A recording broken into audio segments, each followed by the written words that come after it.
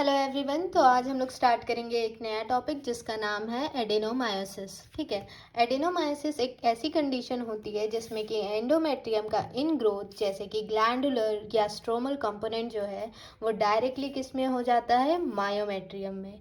ठीक। ये डिफ्यूज भी हो सकता है, फोकल भी हो सकता है। इसको हम लोग एंडोमेट्रियोसिस इंटरना भी कहते हैं। ठीक। ये जनरली मोस्ट कॉमन होता है मल्टीपैरस वुमेन में। ठीक। और चाइल्ड बर्थ या डिलीवरी के दौरान क्या होता है कि जो एंडोमेट्रियम लिनिंग होती है वो टूट जाती है, जिसकी वजह से जो एंडोमेट्रियम होता है वो पेनिट्रेट कर जाता है किसमें, मायोमेट्रियम में। ठीक है। ये एक छोटा सा डायग्राम है, इसमें मैं बताती हूँ कैसे। ये हमारा पूरा ये यूटरस का पोर्शन है। ठीक है। और ये फैलोपियन ट्यूब है, ये ओवरी है, ये वजाइना है। और यहाँ पे ये जो एंडोमेट्रियम का पार्ट है वो अंदर मायोमेट्रियम के पोर्शन में चला जाता है। ये जो ब्लैक ब्लैक है यही हमारे एडेनोमायोसिस है। ठीक। नॉर्मली ये देखा जाता है कि जो एंडोमेट्रियम लिनिंग होती है वो शट ऑफ हो जाती है, लेकिन अगर जो एंडोमेट्रियम है वो मायोमेट्रियम में प्रेजेंट हो तो उसके पास कोई रास्ता नहीं है जहाँ से वो ब्लीड कर सके। ठीक।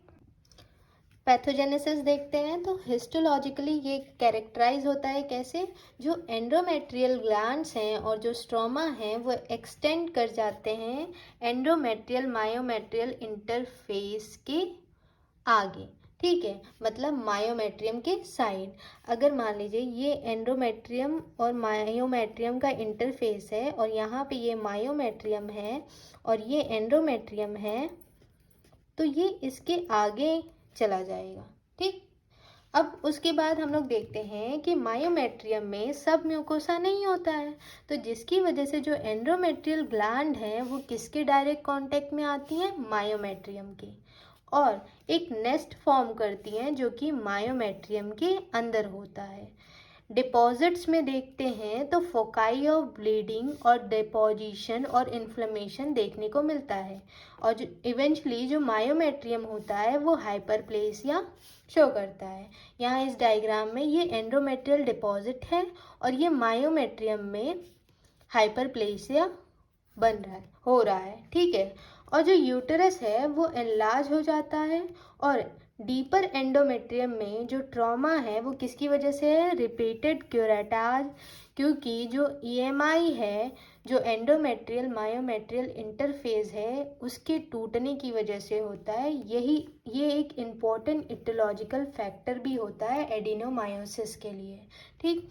पैथोलॉजी की बात करते हैं तो ये एंटीरियर और पोस्टीरियर वॉल दोनों को ही अफेक्ट करता है, लेकिन जो पोस्टीरियर वॉल होता है मायोमेट्रियम का वो ज़्यादा थिक होता है as compare to anterior wall.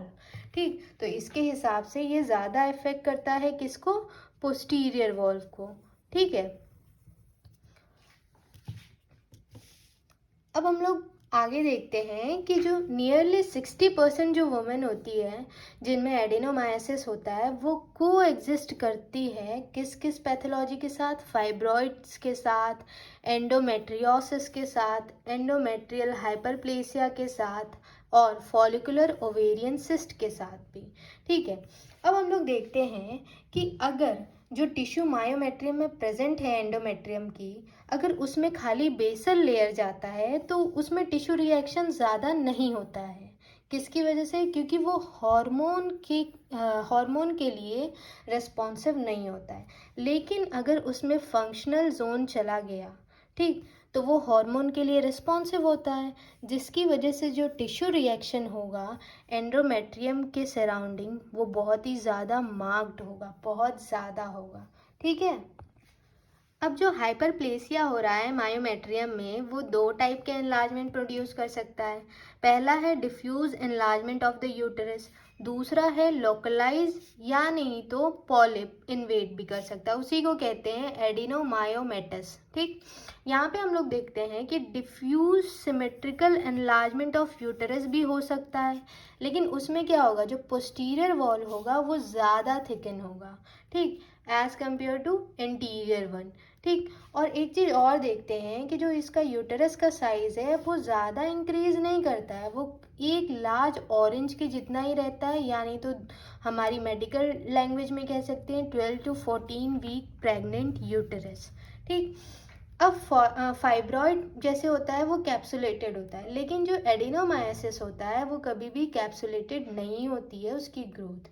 ठीक, क्लिनिकल फीचर्स की बात करें तो अबाउट 20% केसेस में ये देखा जाता है कि ये एसिम्टोमेटिक होता है, और इसकी जो पेशेंट होती है वो यूजुअली कैसी होती है, पेरिस होती है 90% केसेस में, और उसकी जो एज होती है वो यूजुअली अबव होती है 40 ईयर से 80% केसेस में देखा जाता है। सिम्टम्स की बात करते हैं तो मीनोरेजिया 70% केसेस में देखा जाता है। इसमें हैवी मेंस्ट्रुअल ब्लड फ्लो होता है, जो कि किसके साथ एसोसिएट करता है, एंडोमेट्रियल हाइपरप्लेसिया और इनएडिक्वेट यूटेराइन कॉन्ट्रैक्शन के साथ। ठीक, ड्यूरिंग नॉर्मल मेंस्ट्रुएशन में हम लोग ये देखते हैं कि जो सब एंडोमेट्रियल कॉन्ट्रैक्शन होता है वो कैसा होता है, एंटीग्रेड प्रोपोगेशन में, मतलब फंडस से सर्विक्स की तरफ जाता है। ठीक है, एडिनोमायोसिस के साथ साथ अगर जंक्शनल जोन में डिस्टॉर्शन हो जाए तो जो मायोमेट्रियल कॉन्ट्रैक्शन होता है वो एबनॉर्मल होता है और इनएडिक्वेट हो जाता है। ठीक है, और सिम्टम्स में हम लोग देखते हैं कि डिसमेनोरिया भी देखने को मिलता है 30% केसेस में। इसमें क्या होता है कि पीरियड्स के दौरान प्रोग्रेसिवली इंक्रीज करता है कॉल्की पेन, किसकी वजह से, retrograde pattern of uterine contraction की वजह से। ठीक है, और इसमें डिस्पेरिनिया मतलब कि पेन ड्यूरिंग इंटरकोर्स देखने को भी मिलता है, और साथ ही साथ फ्रिक्वेंसी ऑफ यूरिनेशन भी देखने को मिलता है। सिम्टम्स में अब हम लोग देखेंगे इनफर्टिलिटी। इनफर्टिलिटी किस किस वजह से हो सकती है, जो सब एंडोमेट्रियल मायोमेट्रियम होते हैं उनके एबनॉर्मल फंक्शनिंग की वजह से, सेकेंड उनके रिट्रोग्रेड मायोमेट्रियल कॉन्ट्रैक्शन की वजह से, और थर्ड क्या होता है कि interference in sperm transport and blastocyst implantation. अगर जो फेलोपियन ट्यूब यहाँ पे देखते हैं, ये जो अगर इस रास्ते पे अगर हो गया है एडिनोमायोसिस, तो जो स्पर्म है वो ट्रांसफ़र ही नहीं कर पाएगा फेलोपियन ट्यूब में। ठीक है, जिसकी वजह से यहाँ पे क्या कह रहा है कि इंटरफेरेंस इन स्पर्म ट्रांसपोर्ट, और जहाँ पे इम्प्लांटेशन होता है अगर वहाँ पे भी हो गया तो ब्लास्टोसिस्ट इम्प्लांटेशन नहीं होगा। फोर्थ है एबनॉर्मल एंडोमेट्रियल इम्यून रिस्पॉन्स की वजह से, और नाइट्रिक ऑक्साइड के लेवल की वजह से। अब हम लोग साइंस की बात करते हैं, तो जब हम लोग पर एब्डोमिनल एग्जामिनेशन करते हैं तो वो सॉफ्ट रहता है, नॉन लम्प पैल्पेबल रहता है। ठीक है, और जब हम लोग पर स्पेकुलम एग्जामिनेशन करते हैं तो जो सर्विक्स और वेजाइना होता है वो हेल्दी होता है। पर वजाइनम एग्जामिनेशन के दौरान जो यूटेरस होता है वो एनलार्ज होता है, और कितना होता है, अबाउट 14 वीक्स इन साइज होता है, ग्लोबुलर होता है, टेंडर होता है और मोबाइल होता है।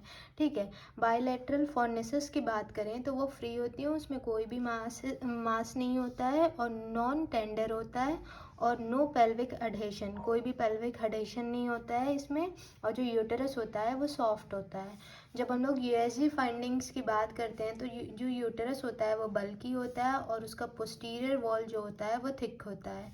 ठीक, एज कम्पेयर टू इंटीरियर। ठीक, और वहाँ पे क्या बोलते हैं, लॉस ऑफ एंडोमायोमेट्रियल जंक्शन, जो एंडोमायोमेट्रियल जंक्शन है वो टूट चुकी है, और प्रेजेंस ऑफ मायोमेट्रियल सिस्ट पाई जाती है कहाँ पे, मायोमेट्रियम में, जो कि मोस्ट स्पेसिफिक है।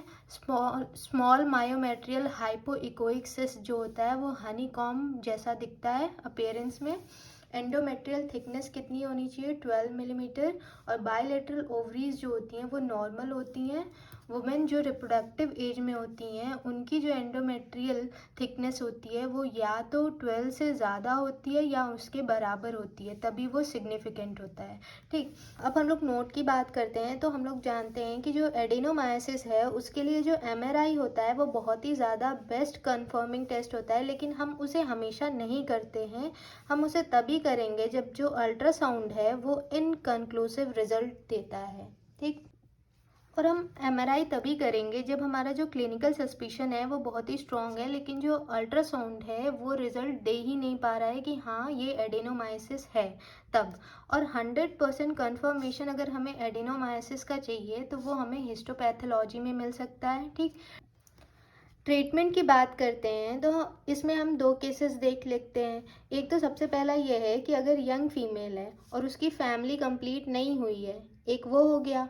दूसरा ये हो गया कि वुमेन है जिसकी एज 40 से ज़्यादा है और उसकी फैमिली कंप्लीटेड है, लेकिन वो फिर भी नॉट विलिंग फॉर सर्जरी। तो उस समय क्या हम लोग करेंगे, कैन ट्राई कंजर्वेटिव मैनेजमेंट। उसमें हम लोग क्या करते हैं, प्रोजेस्टेरॉन थेरेपी देते हैं, जो कि ओरल हो सकता है, इंजेक्टेबल हो सकता है। सबसे अच्छा मिरेना, जो कि क्या होता है, एलएनजी आईओडी होती है। ठीक, और दूसरा हम लोग ओरल कॉन्ट्रासेप्टिव पिल्स भी यूज़ कर सकते हैं। अब हम लोग देखते हैं सर्जिकल मैनेजमेंट। उसमें भी दो हो सकता है, एक हो सकता है कंजर्वेटिव सर्जरी, दूसरा हो सकता है डेफिनेटिव सर्जरी। कंजर्वेटिव सर्जरी में हम क्या करते हैं, इसमें खाली फोकल एडिनोमाइसिस की सर्जरी हो सकती है, डिफ्यूज़ की नहीं हो सकती है। क्योंकि डिफ्यूज़ है तो वो कई सारी जगह डिफ्यूज़ होगा, तो उसकी सर्जरी तो पॉसिबल नहीं है ना। तो इसीलिए हम लोग खाली फोकल एडिनोमाइसिस की इसमें कर सकते हैं। दूसरा यूटेराइन मासेस रिडक्शन कर सकते हैं। तीसरा है यूटेराइन आर्टरी एम्बोलाइजेशन। ठीक है। B, definitive surgery. इसमें हम लोग पूरे यूटेरस को ही हटा देते हैं, हिस्टेरेक्टोमी करते हैं, वो भी पेरिस और एज वुमेन में। ठीक है, थैंक यू।